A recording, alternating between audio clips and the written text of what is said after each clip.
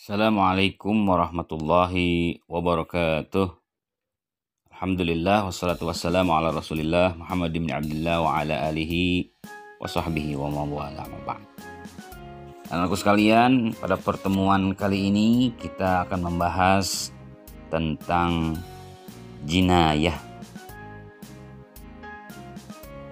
Jinayah adalah pembahasan mengenai tindak kejahatan, mengenai pembunuhan dan penganiayaan, serta sanksi hukumnya, seperti qisas, diat, dan kifarat.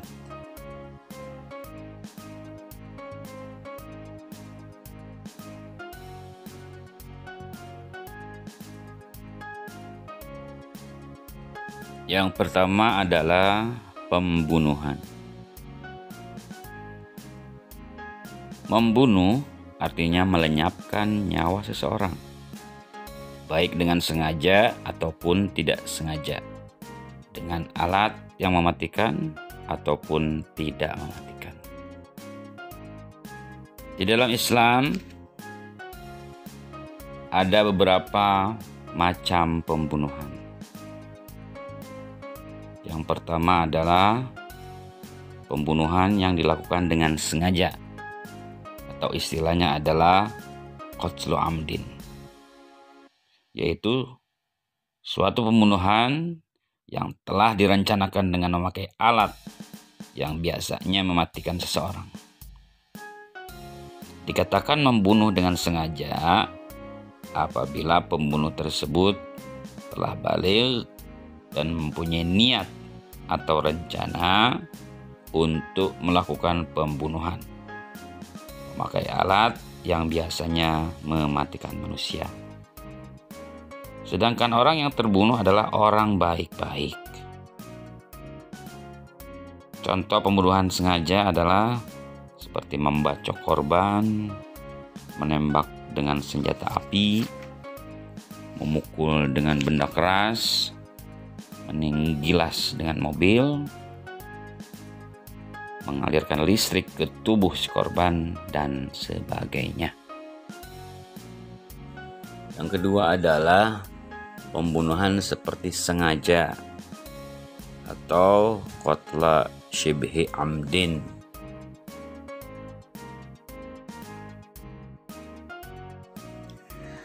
Yaitu pembunuhan yang terjadi sengaja dilakukan oleh seorang mukallaf dengan alat yang biasanya tidak mematikan. Perbuatan ini tidak diniatkan untuk membunuh. Mungkin hanya sekedar bercanda, main-main. Tetapi dengan bercandaan tersebut mengakibatkan orang lain meninggal dunia. Contohnya dengan alat ringan, dengan mistar, dengan pulpen, dan seterusnya. Dan yang ketiga adalah pembunuhan tersalah atau qatlu khata'in, yaitu pembunuhan karena ada kesalahan atau kekeliruan semata, tanpa direncanakan dan tanpa maksud sama sekali. Misalnya, seorang melempar batu atau menembak burung, akan tetapi terkena orang lain yang bukan sasaran, kemudian mengakibatkan orang tersebut meninggal dunia. Dasar hukum larangan membunuh. Membunuh atau menghilangkan nyawa seseorang adalah perbuatan yang dilarang dalam Islam, karena Islam menghormati dan melindungi hak hidup setiap manusia. Allah berfirman, "A'udzubillahi minasyaitonirrajim. Wa la taqtulun nafsallati harramallahu illa bil haqq." Dan janganlah kamu membunuh jiwa yang diharamkan Allah melainkan dengan sesuatu alasan yang benar. Quran Surat Al-Isra ayat 33. Selanjutnya adalah hukuman bagi pelaku pembunuhan tanpa hak. Di sini dijelaskan bagaimana hukuman yang pantas. Yang pertama bagi pembunuh yang sengaja, yang kedua bagi pembunuh yang seperti disengaja, dan yang ketiga bagaimana hukuman untuk pembunuhan tersalah atau tidak sengaja. Untuk pembunuhan yang disengaja, maka hukuman yang sesuai dengan ajaran Islam adalah dengan cara dikisos. Artinya si pembunuh harus sama perlakuannya seperti dia membunuh, atau harus dibunuh juga. Pelaksana kisos adalah hakim. Tidak boleh menghakimi oleh diri sendiri. Tetapi apabila keluarga si terbunuh memaafkan, maka pelaku pembunuhan wajib membayar diat mughaladah atau denda berat. Pembayaran diat ini diambil dari harta si pembunuh dan harus diberikan kepada keluarga si terbunuh dengan tunai. Sesuai dengan firman Allah Subhanahu wa taala surat Al-Baqarah ayat 178.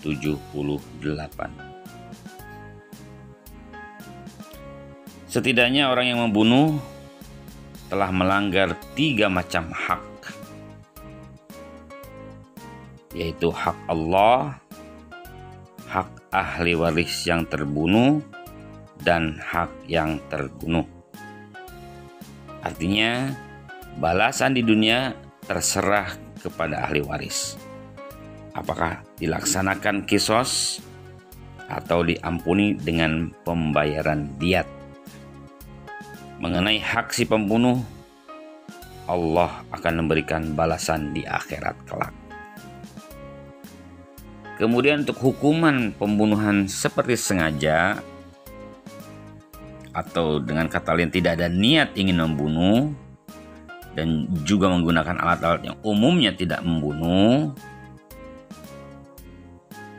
hubungan bagi dia adalah tidak dikisos, tetapi diwajibkan membayar diat mughaladah atas keluarga yang terbunuh dan dibayar secara berangsur kepada keluarga terbunuh selama 3 tahun.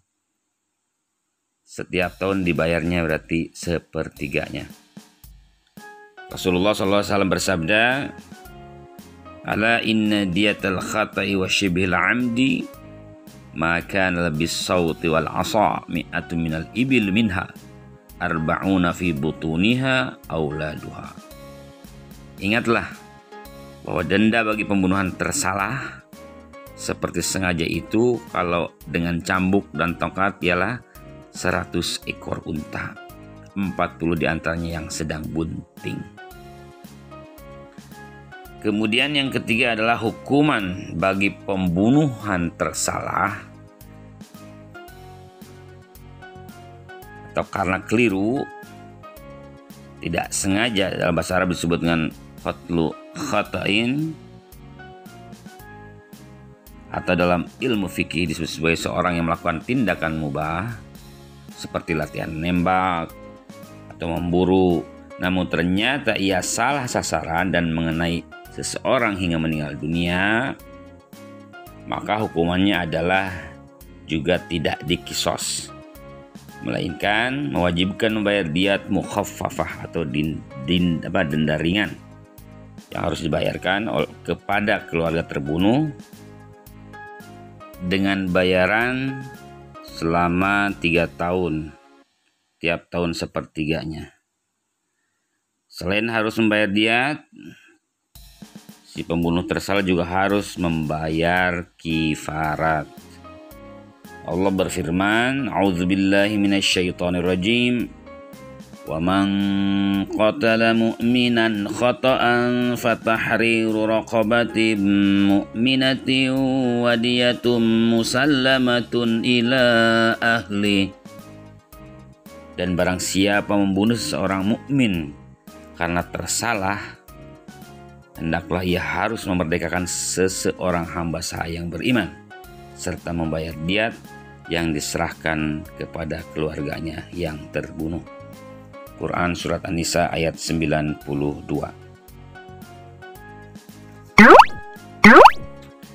Kemudian hikmah larangan membunuh. Yang pertama adalah menjaga dan menyelamatkan kelangsungan hidup manusia. Yang kedua, menempatkan kedudukan manusia sebagai makhluk yang mulia. Ketiga, membatasi kemauan manusia untuk berbuat semena-mena terhadap jiwa manusia. Keempat, menghargai dan menjunjung tinggi nilai-nilai kemanusiaan dan keadilan. Kelima, mengangkat dan menolong orang yang teraniaya. Keenam, menunjukkan sikap patuh terhadap hukum-hukum Allah. Dan yang terakhir adalah menciptakan kehidupan yang damai sepanjang masa. Oke, anak-anakku yang Ustadz sayangi, itu tadi materi singkat tentang jinayah. Dalam hal ini jinayah pembunuhan. Sedikit tadi tentang kisos, diat, dan kafarah. Mudah-mudahan bermanfaat.